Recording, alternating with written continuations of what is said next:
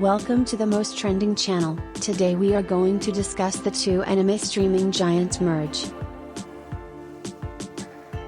Sony Pictures Entertainment has now officially acquired the popular anime streaming service Crunchyroll from AT&T on Monday for $1.175 billion and has outlined plans to combine it with its own Funimation offering to create one service. For the rapidly growing group of folks who love anime, this is game-changing news. Imagine Hulu or Disney Plus picking up HBO Max. Only anime.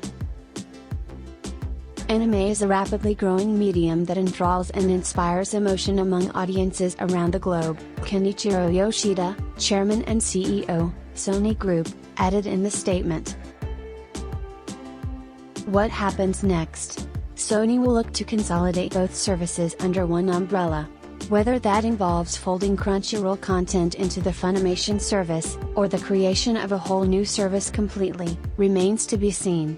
Most likely it'll be the former. Worth mentioning, many major anime shows actually already stream on both Crunchyroll and Funimation.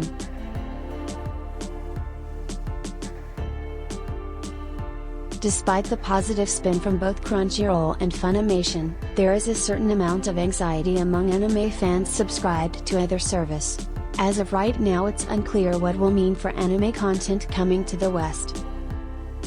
The potential to pay for one anime streaming service instead of many is an alluring one, but some anime fans are worried about the effects such a monopoly might have on the quality of translations. That's it for today. I will see you guys in the next video.